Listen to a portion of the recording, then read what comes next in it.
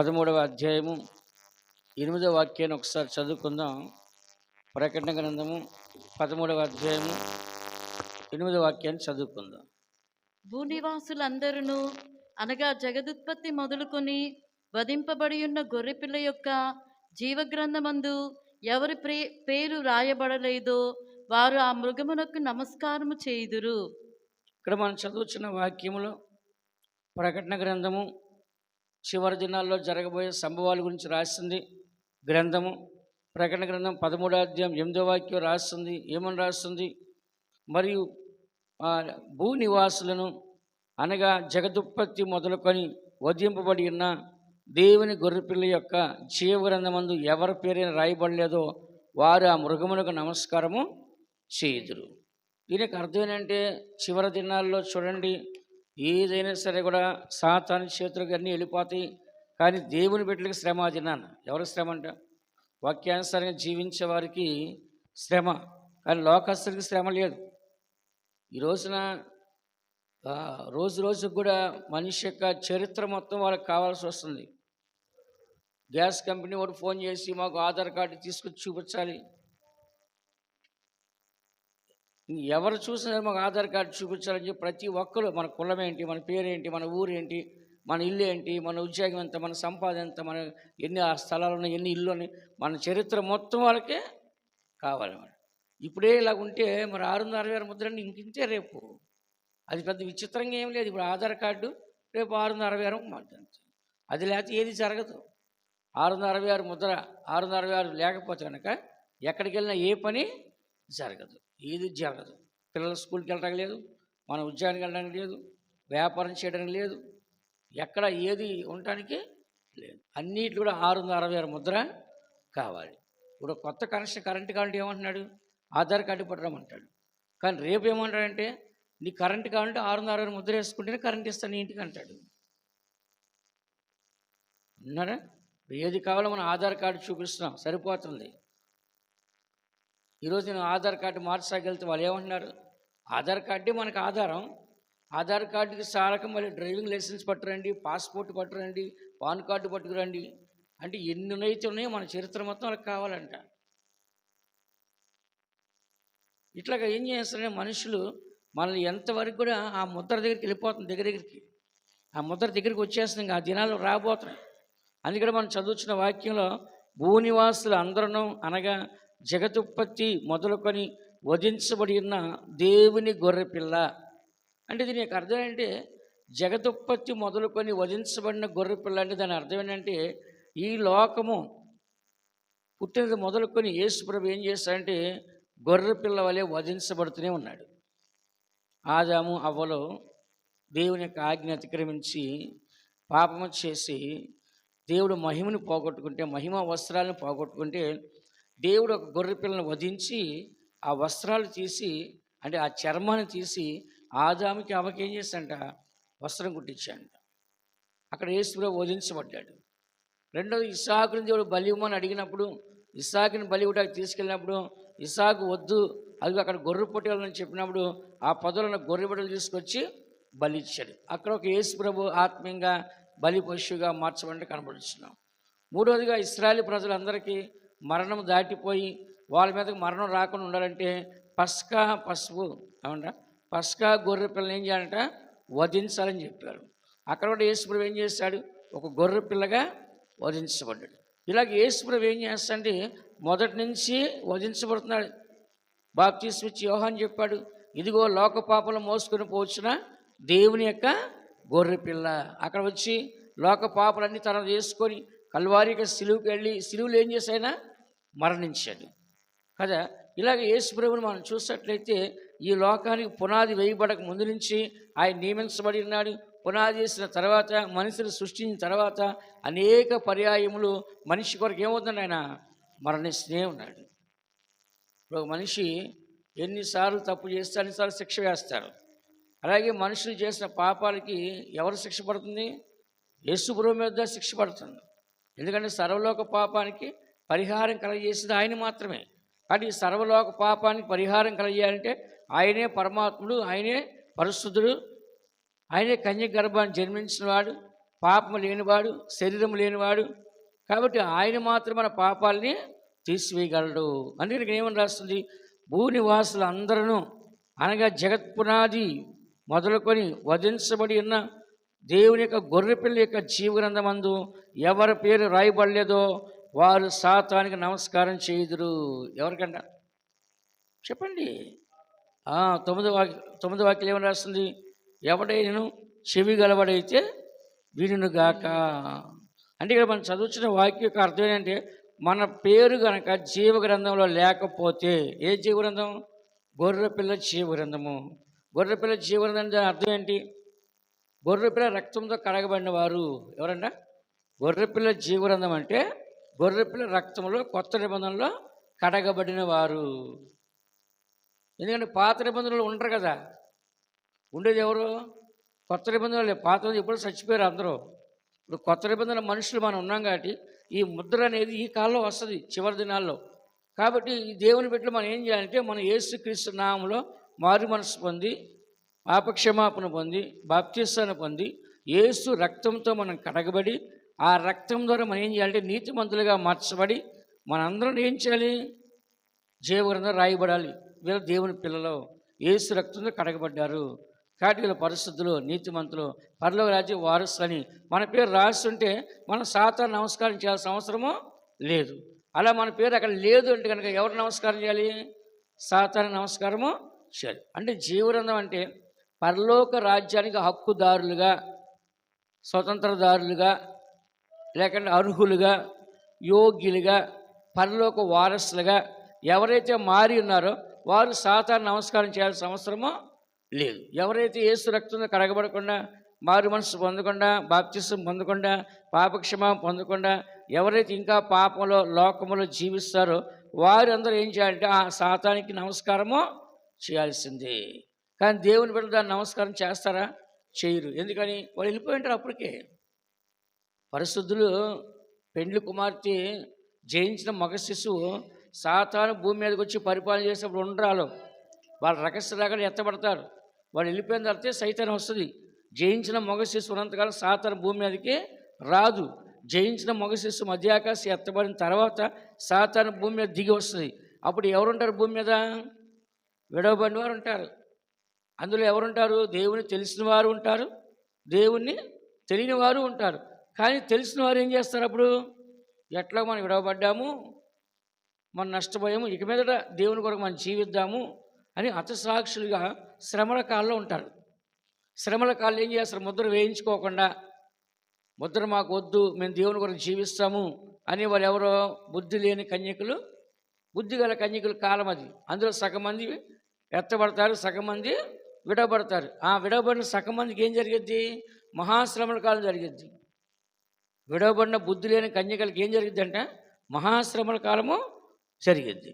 అందుకని దేవుని బిడ్డలైన మనము మన పేరు జీవగ్రంథంలో ఉండాలంటే ఈ దినాన్ని మనము మారు మనసు పొందాలి, పాపక్షమా పొందాలి, బాప్తిస్మం పొందాలి, యేసు రక్తంతో కడగబడాలి, దేవుని గొర్రెపిల్ల జీవగ్రంథంలో మన పేరు రాయబడాలి, పరలోక రాజ్యములో ఆయనతో మనము ఉండాలి.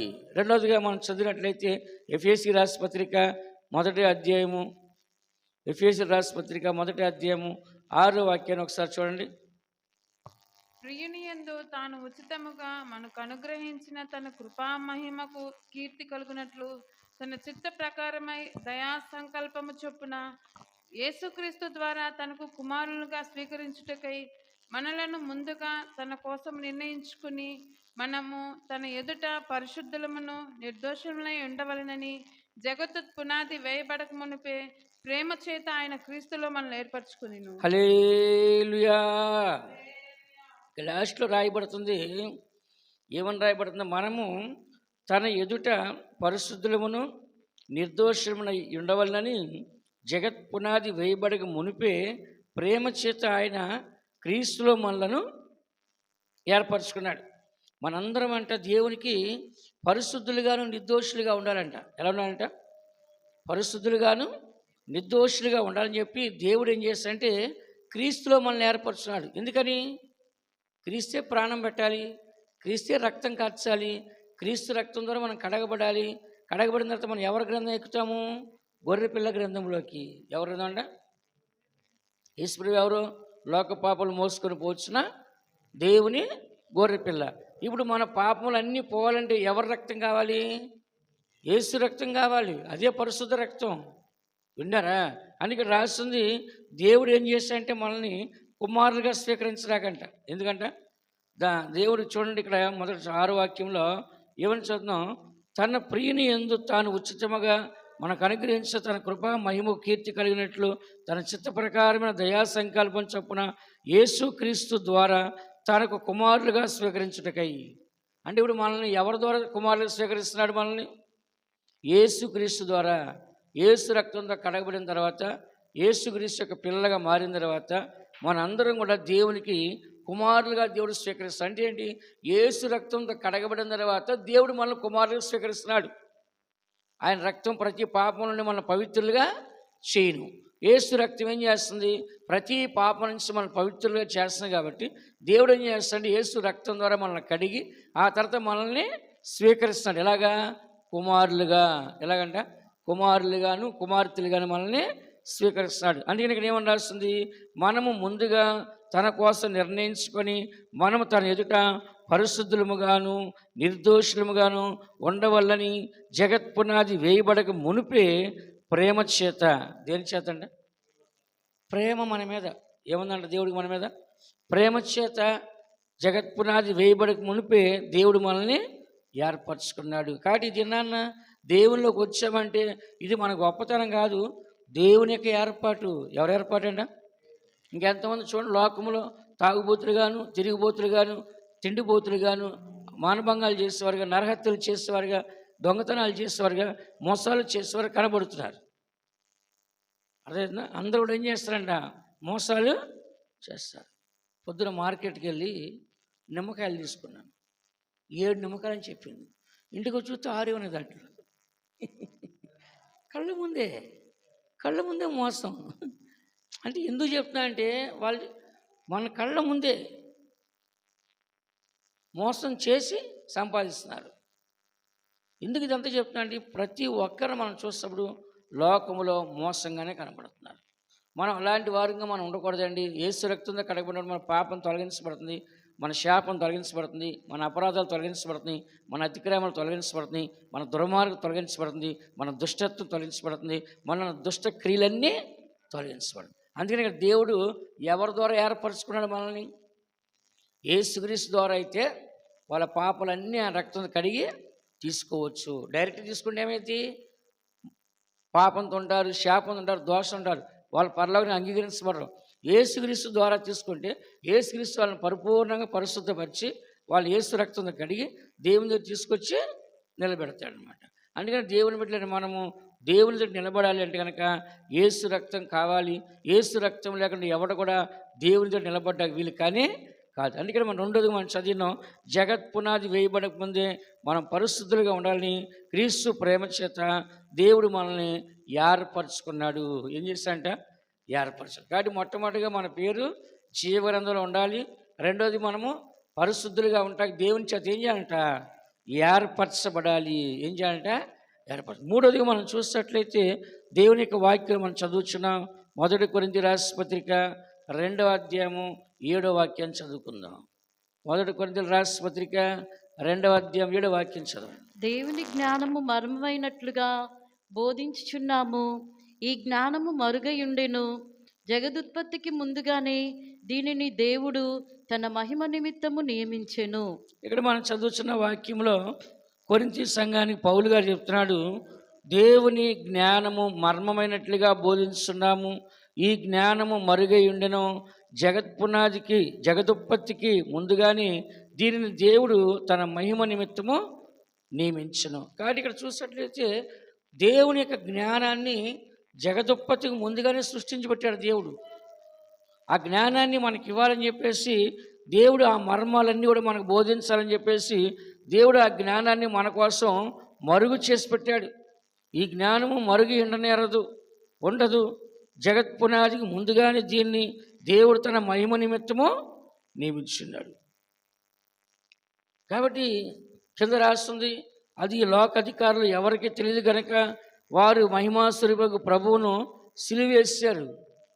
కానీ ఆయనే ఒక జ్ఞానమని, ఆయన నిజమైన దేవుడని ఈ లోకంలో వాళ్ళకి తెలియక ఆ జ్ఞానం గల దేవుని ఏం చేశారంట, సిలువేశారు. ఇదే 1 కొరింథీ 1 అధ్యాయము మనము 24 వాక్యం చదువుకుందాం.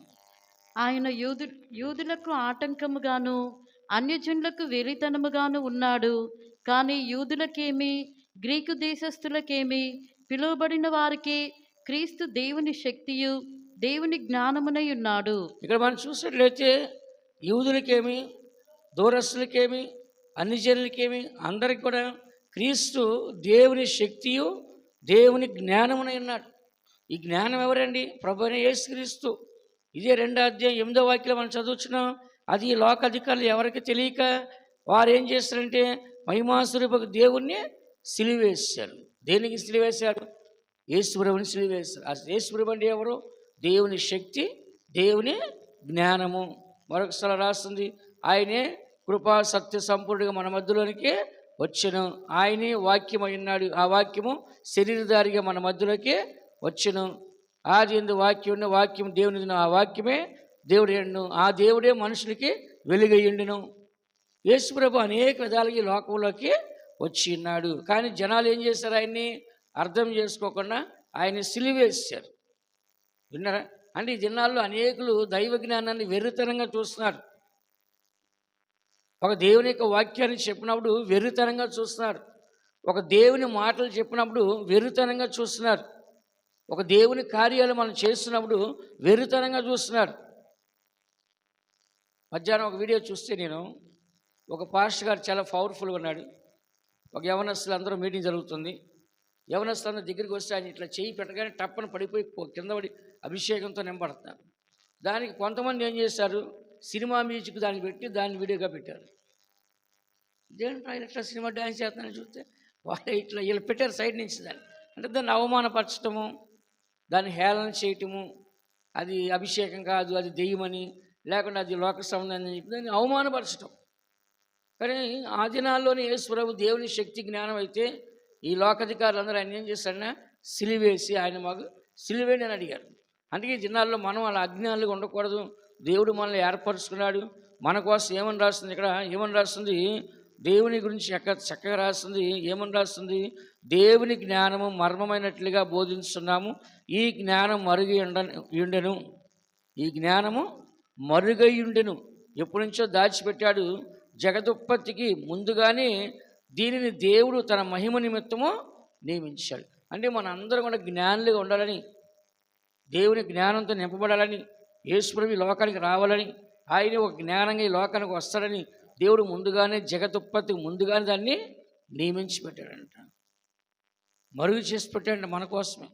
ఈ చివరి దినాల్లో ఆ జ్ఞానం మనకు దేవుడు ఇచ్చాడు. మారు మనసు, రక్షణ, బాప్తిసం, అభిషేకము, వరాలు, పరిశుద్ధాత్మ అభిషేకము, ఇవన్నీ దేవుడు మనకి ఇచ్చినాడు. కానీ ఇక్కడ యేసుప్రభు మన కోసము ఆయన సిలువ వేయబడినాడు. కారణం అంటే మనందరం కూడా ఈ లోకం నుంచి తప్పించబడి పరలోక రాజ్యంలో దేవునితో ఉండాలని చెప్పేసి జ్ఞానమైన క్రీస్తు మన కొరకేమే అంట సిలువ వేయబడ్డాడు. ఈ లోకాధికారులు ఆయన ఏం చేస్తారంట? సిలువ వేసినారు. కాబట్టి ఇలా మనం చూస్తున్న వాక్యంలో మొట్టమొదటిది మనం చూసినప్పుడు ఏమని చూస్తున్నాం? మన జీవగ్రంథంలో ఉండాలని. రెండోది మనం ఏం చూస్తున్నాం? మన కొరకు ఆయన వదిలించబడి ఉన్నాడని. మూడోది మనం ఏం చూస్తున్నాం? జ్ఞానమైన క్రీస్తుని మన కోసం ఏం చేశారు? సిలువ వేశారు.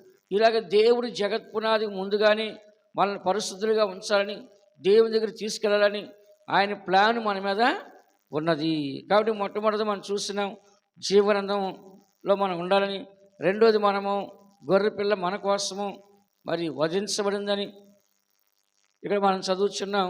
మూడోది మనం చూసినట్లయితే హెబ్రీ రాసిన పత్రిక 9వ అధ్యాయం 26వ వాక్యం చదవండి. హెబ్రీ 9:26. అట్లైన ఎడల జగత్పునాది వేయబడినది మొదలుకొని ఆయన అనేక పర్యాయములు శ్రమపడవలసి వచ్చును. అయితే ఆయన యుగముల సమాప్తి యందు తన్ను తానే బలిగా అర్పించుకొనుట వలన పాప నివారణ చేయుటకే ఒక్కసారి ప్రత్యక్షపరచబడెను. ఇక్కడ మనం మొట్టమొదటి చూస్తున్నాము, ఆయన మనల్ని జీవగ్రంథంలో మన పేరు రాసి ఉండాలి. రెండోది మనం ఏమై ఉండాలి? పరిశుద్ధులుగా ఉండాలని దేవుడు ఏర్పరుస్తున్నాడు. మూడోది ఆయన మనం జ్ఞానంగా ఉండాలని చెప్పేసి ఆ జ్ఞానాన్ని మన కొరకు నియమించి జగత్పునాది వేయబడే ముందే అది క్రీస్తు ద్వారా బయలుపరిచాడు. ఆ క్రీస్తుని ఏం చేశారు? అందరూ సిలువ వేశారు. ఆ జ్ఞానాన్ని మనం తెలుసుకోవాలి. నాలుగోదిగా మనం చదువుతున్న వాక్యంలో హెబ్రీ రాసిన పత్రిక 9వ అధ్యాయము 26వ వాక్యం మనం చదువుతున్నాం. జగత్ పునాది వేయబడినది మొదలుకొని ఆయన అనేక పర్యాయములు శ్రమ పడాల్సి వచ్చును. అయితే ఆయన యుగముల సమాప్తి యందు తన్ను తానే బలిగా అర్పించుకుంటూ వలన పాప నివారణ కలుగుటకై ఒక్కసారి ప్రత్యక్షపరచబడెను. కాబట్టి ఇక్కడ చూసినట్లయితే యేసు ప్రభు జగత్ పునాది వేయబడినది మొదలుకొని కూడా ఆయన యుగ సమాప్తి యందు మన కొరకు తన్ను తాను బలిగా అర్పించుకొను. ఈ లోకం యొక్క సమాప్తి ఎందు బైబిల్ రాస్తుంది, కాలం సంపూర్ణమైనప్పుడు దేవుడు తన కుమారుని లోకానికి పంపించను. గలతీ 4:4 రాస్తుంది. కాబట్టి కాలానికి సంపూర్ణ అయినప్పుడు చివరి దినాల్లో యుగ సమాప్తి ఎందు దేవుడు తన కుమారుని లోకానికి పంపించును. ఆయన స్త్రీ యందు జన్మించని రాస్తుంది. దేనిదంట? స్త్రీ యందు జన్మించను. కాబట్టి ఆ యేసు ప్రభు మన కోసం రావడం గల కారణం అంటే మన అందరి కోసము ఒక పరిశుద్ధన బలిగా అర్పించబడాలని యుగ సమాప్తి ఎందు ఇవ్వడంట. ఈ లోకానికి సమాప్తం అయ్యే ముందు దినాల్లో ఆయన ఈ లోకానికి వచ్చినాడు. ఈ లోకానికి వచ్చిన తర్వాత ఆయన ఏం చేస్తాడంటే మన కోసం అనేక సార్లు ఆయన శ్రమ పడకుండా ఒక్కసారి బలి అర్పించి ఒక్కసారి మన పాపములకి, మన శాపములకి, మన అపరాధాలకి పరిహారాన్ని చేసినాడు. పదే పదే తప్పు చేసినప్పుడల్లా పదే పదే ఆయన 10 సార్లు శరీరం ధరించుకొని సిలువైబడ్డ కుదరగాటి ఒకే ఒక్కసారి ఆయన పరిశుద్ధమైన శరీరంతో పరిశుద్ధమైన బలి ద్వారా ఏం చేస్తాడంట? ఆయన మరణించి మనందరికి కూడా ఏం చేస్తాడంట? దేవునికి రాకడ కొరకు సిద్ధపరుస్తాడు. 28వ వాక్యం రాస్తుంది. ఏమని రాస్తుంది? అలాగే క్రీస్తు కూడా అనేక పర్యాయములు అనేక పాపములను భరించు ఒక్కసారి అర్పింపబడి తన కొరకు కనిపెట్టుకుని ఇంటివారి రక్షణ నిమిత్తము పాపము లేకుండా రెండోసారి వచ్చును. తెలుగులో పాపము లేకుండా రెండోసారి వచ్చాను. ఇంగ్లీష్ బైబిల్ ఏమని రాస్తుంది? పరిశుద్ధుల కొరకు రాబోతున్నాడు. అంటే పాపము లేని వారి కొరకు. ఎవరి కోసం అంట? కాబట్టి మనం చదువుతున్న ఆయన రెండోసారి వచ్చేది పరిశుద్ధుల కొరకు రాబోతున్నాడు. కాబట్టి మనం పరిశుద్ధపరచడానికి, పరిశుద్ధులుగా నిలబెట్టడానికి, పరిశుద్ధులుగా కొనుక్కోబడ్డానికి ఆయన జగత్ పునాది వేయబడక ముందే తన్ను తాను బలిగా అర్పించుకున్నాడు. ఎలాగంట? ఏమండి, ఒక మేకల్ని పశువులు మనం బలిచ్చినట్లుగా యేసుప్రభువును బలిచ్చేశారు. ఒక మనిషి బ్రతికుండగానే, సజీవుడు ఉండగానే, మంచి యవన వయసులో ఏంటి ప్రజలందరూ పాపాల కోసము ఒక నీతిమంతుడు చనిపోవటం మంచిది. కాబట్టి ఈ నీతిమంతున యేసుప్రభువును మనం పంపించినట్లయితే వీళ్ళందరి కోసము ఆయన చనిపోతే ప్రజలందరికీ మంచిది. ప్రజలందరి కొరకు ఒకటి చనిపోవట మంచిదని కోరుకున్నారు. యోహాను సువార్తలో చూడండి, ప్రజలందరి కొరకు ఒకటి చనిపోవటం మంచిది. యోహాను సువార్త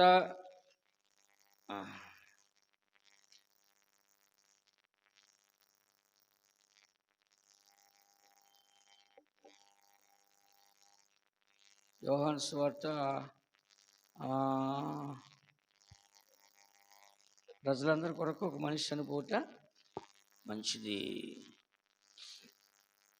11వ అధ్యాయం యోహాను సువార్త 11వ అధ్యాయము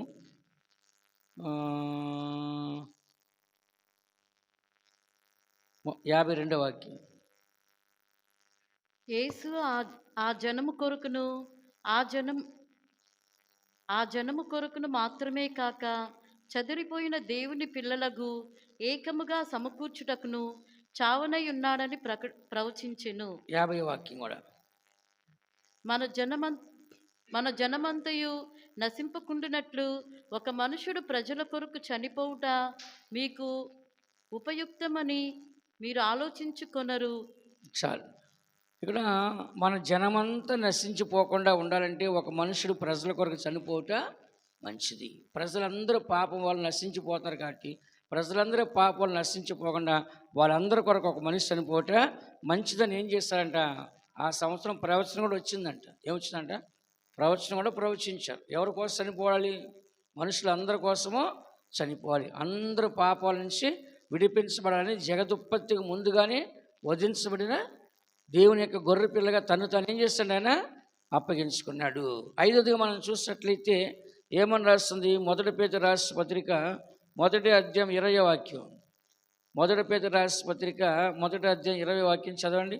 ఆయన జగత్ పునాది వేయబడక మునిపే నియమింపబడిను గాని తన్ను మృతులలో నుండి లేపి తనకు మహిమనిచ్చిన దేవుని ఎడల తన తన ద్వారా విశ్వాసులైన మీ నిమిత్తము కడవరి కాలమందు ఆయన ప్రత్యక్షపరచబడెను కాగా మీ విశ్వాసమును నిరీక్షణయు చాలమ్మా. దేవుని ఇక్కడ మనం చదువుతున్న వాక్యంలో మొదటి పేతురు రాసిన పత్రిక మొదటి అధ్యాయం 20వ వాక్యంలో ఆయన జగత్ పునాది వేయబడినది మునిపే నియమింపబడెను కానీ మృతులు లేకుంటే తన్ను మృతుల్లో నుండి లేపి తనకు మహిమనిచ్చిన దేవుని ఎదుట తన ద్వారా విశ్వాసులైన మీ నిమిత్తము కడవరి కాలముల యందు ఆయన ప్రత్యక్షపరచబడెను.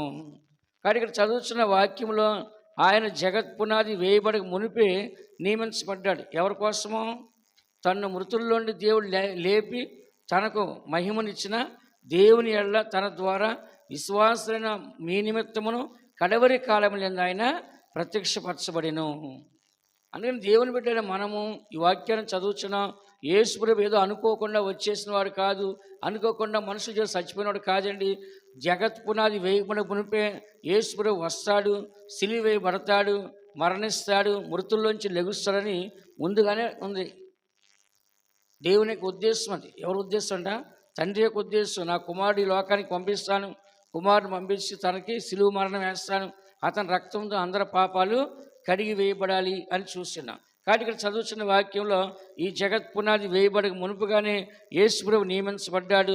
ఆయన మృతుల్లోండి బయటికి వస్తాడని తనకు మహిమనిచ్చిన దేవుని ఎడల తన ద్వారా విశ్వాసాన్ని మీ నిమిత్తము కడవరి కాలములందు ఆయన ప్రత్యక్షపరచబడిను కాగా మీ విశ్వాసమును నిరీక్షణయు దేవుని యందు దాచబడినయి. ఎక్కడుందంట మన విశ్వాసము? మన నిరీక్షణ ఎక్కడుందంట?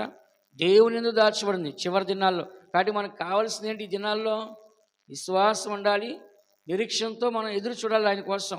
ఒకటి, జీవించడానికి విశ్వాసం కావాలి. రెండోది, పరలోకానికి వెళ్ళడానికి ఏం కావాలి? నిరీక్షణ కావాలన్నమాట. ఈ నిరీక్షణ, ఈ విశ్వాసంతో మనం ఎదురు చూడాలంటే ఆయన రావాలి. ఆయన వచ్చి మనకు సిలువ వేయబడాలి, సిలువ వేయబడి మృతుల్లోంచి లేపబడాలి, మరలా ఆయన వస్తాడని విశ్వాస నిరీక్షణతో మనము ఎదురు చూడాలి. ఆ రోజు మనం చూసినట్లయితే దేవుని బిడ్డను మనం కేవలము ఆయన మన కొరకే మరణించుకుంటూ వెళ్ళిపోయినాడు. అపోస్తుల కార్యములు 17వ అధ్యాయం 24వ వాక్యం. అపోస్తుల కార్యములు 17వ అధ్యాయం 24వ వాక్యం చదవండి. జగత్తును అందరి సమస్తమును నిర్మించిన దేవుడు తానే ఆకాశమునకును భూమికిని ప్రభు అయినందున హస్తకృత్యములైన ఆలయంలో నివసింపడు. ఇక్కడ మనం చదువుతున్న జగత్తును అందరి సమస్తమును నిర్మించిన దేవుడు తానే ఆకాశమునకును భూమికిని ప్రభు అయినందున హస్తకృత్యములైన ఆలయంలో నివసింపడు. అంటే ఏంటి? జగత్ పునాది అందరి సమస్తమును నిర్మించిన దేవుడే, కానీ దేవుడు సృష్టిలో ఉండడు. చాలామంది అపార్థం చేసుకున్నారు. ఏమని అపార్థం చేసుకున్నారు? విగ్రహాన్ని పూజ చేయొద్దన్నారు, యెహోవా దేవుడు అంటున్నారు. కానీ దేవుడు ఏమన్నాడంటే, సబ్జెక్ట్ కాన్సెప్ట్ ఏంటంటే, నేను ఇవన్నీ కలగజేస్తాను కాబట్టి నేను దాంట్లో నివాసం చేయను. మీరు కట్టే ఆలయం ఏ పాటిది? భూమి నా పాదపీఠం, ఆకాశ సింహాసనం. మీ హస్తకృతులు అంటే ఏంటి? చేతులతో నిర్మించిన నేను ఉండను. అంటే దేవుడు ఎలా ఉంటాడు? ఆత్మతో మనలో ఉంటాడు. మనమే దేవుని ఆలయం. నీ దేహము దేవుని ఆలయమైందని దేవుని ఆత్మ మీరు నివసించని మీరు ఎరుగురా? మీ దేహం దేవుని చేత విలువ పెట్టి కొనబడిన వారు, మీ పరిశుద్ధాత్మక దేవాలయమై ఉన్నారు. కాబట్టి ఇక్కడ చదువుతున్న వాక్యంలో దేవుడు మనకి ఏ ఒక్క రాయిలోనో, చెట్టులోనో, గాలిలోనో, సూర్యుడిలోనో, వానలోనో, సముద్రంలోనో ఎక్కడ దేవుడు ఉండడంట. ఎందుకని ఆయన చెప్తున్నాడు ఇక్కడ కరెక్ట్గా 24 వాక్యంలో, జగత్తును అందరి సమస్తమును నిర్మించిన దేవుడు తానే ఆకాశమునకును భూమికిని ప్రభు అయి ఉన్నందున హస్తకృత్యములైన ఆలయంలో ఆయన నివసింపుడు. అందుకని దేవుడు ఏమన్నాడంటే, ఎక్కడ కూడా నేను ఒక వస్తువులో నివసించను. ఈ సృష్టి నేను సృష్టించాను కాబట్టి దాని లోపల నేను ఉండను. దాని లోపల నేను ఉండను. మనిషిలో ఉంటాడంట. ఎక్కడుందంట? మనిషిలో ఉంటాడు. మనిషి మనస్సాక్షిని మంచి మారు నడిపించాకి, మనిషి హృదయాన్ని మంచి మారు నడిపించాకి, మనిషి ఆత్మని మంచి మారు నడిపించాకి, ఈ ఆత్మ నశించిపోయిన పరలోకానికి వెళ్ళి దేవునితో ఉంటాకి దేవుడు మనల్ని నియమించుకున్నాడు. కాబట్టి మన వస్తువులో దేవుడు ఉంటాడా? చెప్పండి, వస్తువులో ఉంటాడా దేవుడు? ఉండడు. వస్తువులో దేవుడు ఉండడు. మన హృదయంలో, మన ఆత్మలో, మన మనస్సులో ఉంటాడు. అందుకని ఇక్కడ చదువుదాం, హస్తకృత్యములైన వాటిలో నేను ఉండను. అంటే ఏంటి? మనుషులు చేసిన వస్తువుల్లో, అది రాయి అవ్వచ్చు, చెక్క అవ్వచ్చు, వెండి అవ్వచ్చు, బంగారం అవ్వచ్చు, బిల్డింగ్ అవ్వచ్చు, వాటిలో నేను ఉండను అంటున్నాడు. 7వ ఏమని రాస్తుంది? రోమరాసు పత్రిక 1వ అధ్యాయం 20వ వాక్యం మనం చదివితే చివరిగా చదవండి. ఆయన అదృశ్య లక్షణములు అనగా ఆయన నిత్య శక్తియు దైవత్వమును జగదుత్పత్తి మొదలుకొని సృష్టింపబడిన వస్తువులను ఆలోచించుట వలన తేటపడుచున్నవి గనుక వారు నిరత్తులై ఉన్నారు. ఇక్కడ మనం చదువుతున్న వాక్యంలో ఏమని మనం చదువుతున్నాము? ఆయన అదృశ్య లక్షణములు. ఏమంట? అదృశ్య లక్షణం అంటే కనపడవు. ఏమవుతాయి అంట? అదృశ్య లక్షణాలు అంటే కనపడవు. దృశ్య లక్షణాలు అంటే కనపడేవి. దృశ్యములు అంటే కనపడేవి, అదృశ్యం అంటే కనపడవు. కాబట్టి ఇక్కడ మనం చదువుతున్న ఆయన అదృశ్య లక్షణములు అనగా ఆయన నిత్య శక్తియు దేవత్వమును జగదుత్పత్తి మొదలుకొని సృష్టించబడిన వస్తువులను ఆలోచించడం వలన తేట కనబడుతుంది. అంటే ఆయన ఎంత అదృశ్యమైన దేవుడు చెప్పండి. భూమి కలుగును గాక అంటే కలిగింది, ఆకాశం కలుగును గాక అంటే కలిగింది, సూర్యుడు కలుగును గాక, చంద్రుడు నక్షత్రం కలుగును గాక అంటే కలిగింది, నదులు సముద్రాలు కలుగును గాక అంటే కలిగినాయి, పాకు పురుగులు పక్షులు జంతువులు కలుగును గాక అంటే కలిగి. కాబట్టి ఆయన చేసేది కంటికి కనపడదు, చెవికి వినపడదు, హృదయానికి గోచరణ కానిరదు. కాబట్టి దేవుడు చేసేవి మనకి జరిగిన తర్వాతే మనకు కనపడుద్ది. విన్నారా? ఏదైనా వస్తువు ఆయన చేయకముందు చేస్తాంటే ఎవరు నమ్మరు, చేసిన తర్వాత ఏం చేస్తారు? నమ్ముతారు. అందుకే దేవుడు ఏమన్నాడు? చూసి నమ్మిన వాడికంటే చూడక నమ్మిన వాడు ధన్యుడు. చూడకుండా మనం నమ్ముతామా? చెప్పండి, నమ్ముతామా? నమ్మము. చూస్తేనే మనం నమ్ముతాం. అలాగే చదువుతున్న వాక్యంలో దేవునికి శక్తిని మనం తెలుసుకోవాలంటే, ఆయన అదృశ్య లక్షణాలు మనం తెలుసుకోవాలంటే, ఆయన నిత్య శక్తిని మనం తెలుసుకోవాలంటే, ఆయన దైవత్వాన్ని మనం తెలుసుకోవాలంటే, జగత్ పునాది లేకుంటే జగదుత్పత్తి మొదలుకొని సృష్టించబడిన వస్తువులను ఆలోచించడం వల్ల మనకి తేటపరచబడుతున్నది. అందుకని దేవుని బిడ్డ మనము మన యొక్క జీవితంలో ఈ దినాల్లో జరుగుతున్నది, జరిగిన దాన్ని, జరగబోయే దాన్ని దేవుడు ఈ లోకానికి పునాది వేయకబడక ముందే నియమించాడు. ఇవన్నీ జరుగుతున్నాయి లేదా? దేవుడు చెప్పిన ప్రతి ఒక్కటి జరుగుతుంది. మొట్టమొదటిగా గొర్రె పిల్ల యొక్క జీవ గ్రంథంలో మన పేరు ఉండాలి. రెండోది ఏముండాలి? పరిశుద్ధులుగా నిర్దోషులుగా దేవుడు మనల్ని ఏర్పరుచుకున్నాడు. మూడోది దేవుని యొక్క జ్ఞానము శక్తి, దాన్ని సిలివేస్తున్నారు, అది మనలో ఎప్పుడు ఉండాలి. నాలుగోది చెప్పండి, ఏమో రాసుకోదా? ఏమండి?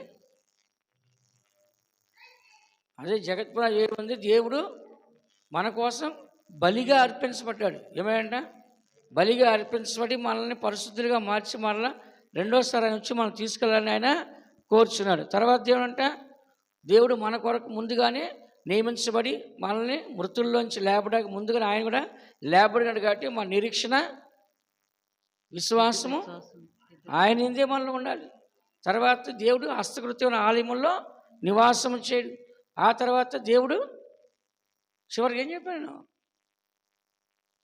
దేవునికి అదృశ్య లక్షణాలు, నిత్య శక్తి, దైవత్వము, ఆయన సృష్టించబడిన వస్తువులు చూసాడు మనకే అర్థమవుతుంది. ఇదంతా ఎందుకు చెప్తున్నా అంటే, ఈ లోకానికి పునాది వేయకముందుకే యేసు ప్రభువు సమస్తాన్ని మన కొరకు చేస్తున్నాడు. కాబట్టి చివరి దినాల్లో సాతానికి ముద్ర రాబోతుంది, సాతాను మన కళ్ళు కప్పే దినం రాబోతుంది. ఇవన్నీ మనం తప్పించుకోవాలంటే మనకిచ్చిన రక్షణ మనం జాగ్రత్తగా కాపాడుకోవాలి, మనకిచ్చిన విశ్వాసాన్ని మనం కాపాడుకోవాలి, మనకిచ్చిన పరిశుద్ధం మనం కాపాడుకోవాలి, మనకిచ్చిన ప్రార్థన మనం కాపాడుకోవాలి, మనకిచ్చిన నీతిని మనం కాపాడుకోవాలి. ఎల్ల కూడా ప్రభు రాకడ కొరకు మనము ఎదురు చూడాలి. అలాంటి దినము, అలాంటి రాకడ రాబోతుంది. ఆ దినం కొరకు, ఆ రాకడ కొరకు దేవుడు మనల్ని సిద్ధపరిచిన గాక, దేవుడు మనల్ని ఆశీర్వదించిన గాక. ఆమేన్. నన్ను గురించిన దేవుని చిత్తము నరులకు గ్రహింప సఖ్యమే గదా. నన్ను గురించిన దేవుని చిత్తము నరులకు గ్రహింప నా సఖ్యమే గదా. నేనెంతో ధన్యుడన్ భాగ్యం తలంచేదన్, నేనెంతో ధన్యుడన్ భాగ్యం తలంచేదన్, నా